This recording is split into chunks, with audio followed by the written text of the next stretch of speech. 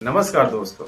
आज हम बात करने वाले हैं सोना और चांदी की कीमतों में लगातार उछाल क्यों आ रहा है, लोगों की प्रमुख चिंताएं क्या हैं और इन चिंताओं से निपटने के व्यवहारिक उपाय क्या हो सकते हैं। क्या सोना अब सिर्फ अमीरों का सपना बनता जा रहा है? आज अगर आप न्यूज खोलते हैं, मोबाइल पर रेट्स देखते हैं या फिर किसी ज्वेलरी शॉप के बाहर खड़े होकर प्राइस पूछते हैं, तो एक सवाल मन में जरूर आता है, ये सोना और चांदी रोज रोज महंगे क्यों होते जा रहे हैं। और उससे भी बड़ा सवाल, क्या आने वाले समय में गोल्ड ज्वेलरी खरीदना सिर्फ एक सपना रह जाएगा?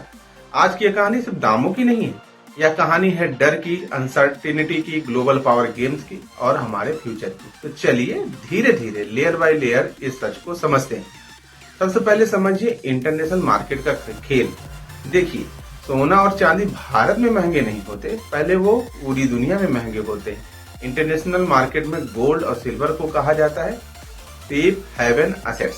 मतलब जब दुनिया डरती है, जब युद्ध होते हैं, जब इकोनॉमी हिलती है, जब करेंसीज कमजोर होती है, तो पैसा स्टॉक से निकलकर सीधे गोल्ड और सिल्वर में चला जाता है और जैसे ही डिमांड बढ़ती है प्राइस ऊपर चला जाता है। अब जरा आज की दुनिया देखिए, Russia Ukraine war, Middle East tension, China Taiwan issue, energy crisis, terror and geopolitical instability. जब दुनिया को लगता है कल क्या होगा किसी को नहीं पता, तो इन्वेस्टर कहते हैं cash is risky, gold is safe, और यही डर सोने को हर दिन और ऊपर धकेल रहा है। अब यहाँ एक बहुत खतरनाक लेकिन सच्ची बात समझिए, पूरी दुनिया का व्यापार यूएस डॉलर पर टिका है, लेकिन अमेरिका पर कर्ज बढ़ रहा है, डॉलर की वैल्यू पर सवाल उठ रहे हैं। कई देश डॉलर से बाहर निकलना चाहते हैं। जब डॉलर कमजोर होता है तो गोल्ड ऑटोमेटिकली मजबूत हो जाता है। क्यों? क्योंकि गोल्ड पर किसी देश का कंट्रोल नहीं होता, न गवर्नमेंट न सेंट्रल बैंक। गोल्ड मतलब रियल मनी। सेंट्रल बैंक भी डर रहे हैं, यह बात बहुत कम लोग बताते हैं। आज दुनिया के बड़े सेंट्रल बैंक चाइना, रसिया, इंडिया या मिडिल ईस्ट गोल्ड खरीद रहे हैं, बेच नहीं रहे। अब सोचिए, अगर सरकारें, अगर सेंट्रल बैंक, अगर ग्लोबल इंस्टीट्यूशन सोना खरीद रहे हैं, तो क्या वो किसी डेंजर को पहले से नहीं देख रहे?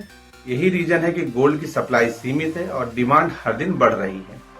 अब बात करते हैं सिल्वर की। सिल्वर सिर्फ ज्वेलरी नहीं है, वो टेक्नोलॉजी का बैकबोन है। उसका use solar panel, electric vehicle, battery, chips and electronics उपकरण की मैन्युफैक्चरिंग में हो रहा है। जैसे जैसे दुनिया ग्रीन एनर्जी की तरफ जा रही है, वैसे वैसे सिल्वर की इंडस्ट्रियल डिमांड बढ़ती जा रही है और सप्लाई उतनी ही है। रिजल्ट, सिल्वर प्राइस भी चुपचाप हर दिन ऊपर जा रहे हैं। भारत में दाम और तेज क्यों बढ़ते हैं? अब भारतीयों के लिए दर्दनाक सच्चाई, रूपी कमजोर होता जा रहा है, गोल्ड इंपोर्ट में डॉलर लगता है, इंपोर्ट ड्यूटी और जीएसटी ऐड करने के बाद गोल्ड और महंगा हो जाता है। मतलब इंटरनेशनल मार्केट में थोड़ी सी भी तेजी भारत में बड़ा झटका बन जाती है। और अब हम बात करते हैं stagnant income, rising gold price की। अब यहाँ से शुरू होता है असली डर।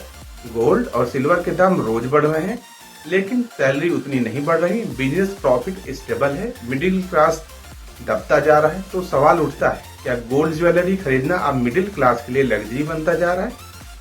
अब बात करते हैं फ्यूचर के डरावने सच की। अगर यही ट्रेंड चलता रहा, अगर वार्स नहीं रुके, अगर डॉलर क्राइसिस बढ़ा, अगर महंगाई कंट्रोल में नहीं आई, तो गोल्ड ज्वेलरी इन्वेस्टमेंट नहीं, ड्रीम बन सकता है। फिजिकल गोल्ड सिर्फ रिच क्लास तक सीमित हो सकता है और मिडिल क्लास, वो सिर्फ फोटो और रील्स में ही सोना देखेगा। तो क्या खरीदना छोड़ दें? नहीं, डरिए नहीं, लेकिन आंख बंद करके भी मत खरीदिए। जरूरत और दिखावा समझिए।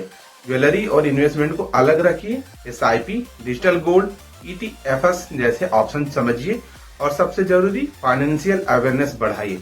लेकिन यह याद रखिए, हर चुनौती के पीछे एक अवसर छिपा होता है। अगर आज हम समझदारी से कदम उठाएं, तो कल हम इस चुनौतियों को भी मात दे सकते हैं। सोना चाहे महंगा हो जाए, लेकिन हमारी मेहनत और समझदारी बढ़ती रहनी चाहिए। आगे मिलकर इस भविष्य को और भी बेहतर बनाएं। अगर आपको यह वीडियो जानकारी से भरपूर लगा हो, तो वीडियो को लाइक करें, शेयर करें और चैनल को सब्सक्राइब करें और बेल आइकन दबाना न भूलें, जिससे आपको नए वीडियो का नोटिफिकेशन मिलता रहे।